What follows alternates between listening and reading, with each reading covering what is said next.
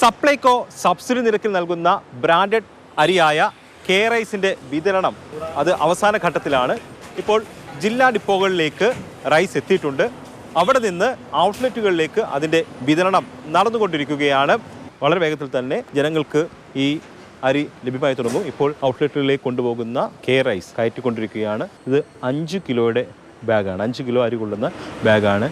ഈ സഞ്ചിയിലാണ് K rice എന്ന പേരിൽ അരി വിതരണം ചെയ്യുന്നത്. 29 രൂപയാണ് ഈ അരിക്ക് നിശ്ചയിച്ചിരിക്കുന്ന വില. ഭാരത് റൈസിനെതിരായിട്ടൊന്ന് എന്നുള്ള രീതിയിലാണ് ഇപ്പോൾ കെ റൈസ് കേരളത്തിൽ കെ റൈസ് വിപണിയിലേക്ക് എത്തിക്കുന്നത്.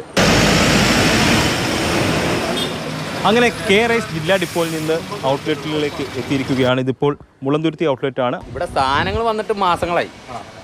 സാധാരണക്കാർക്ക് അരിയില്ലേ, അത് വന്നിട്ട് മാസങ്ങളായി. ഞങ്ങൾ ഇവിടെ കെ റൈസ് വരുന്നുണ്ടല്ലോ.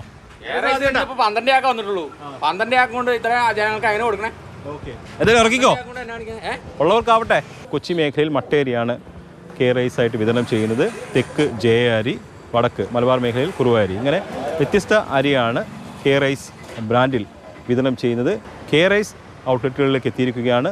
നാളെ മുതൽ പൊതുജനങ്ങൾക്ക് കെ റൈസിൻ്റെ 5 കിലോ പാക്കറ്റ് വാങ്ങാൻ കഴിയും. അങ്ങനെ ഒരു ഭാഗത്ത് ഭാരത് റൈസ്, മറുഭാഗത്ത് കെ റൈസ്. സൗജന്യ നിരക്കിൽ അരി നൽകുന്നു എന്നുള്ളത് ഈ വില വർദ്ധിച്ചിരിക്കുന്ന സമയത്ത് ആശ്വാസകരമാണ്. തിരഞ്ഞെടുപ്പ് കഴിയുമ്പോഴും ഈ ഭാരത് റൈസും കെ റൈസും ഇവിടെ തന്നെ ഉണ്ടാകട്ടെ, ഈ സൗജന്യ നിരക്കിൽ തന്നെ വിതരണം ചെയ്യട്ടെ.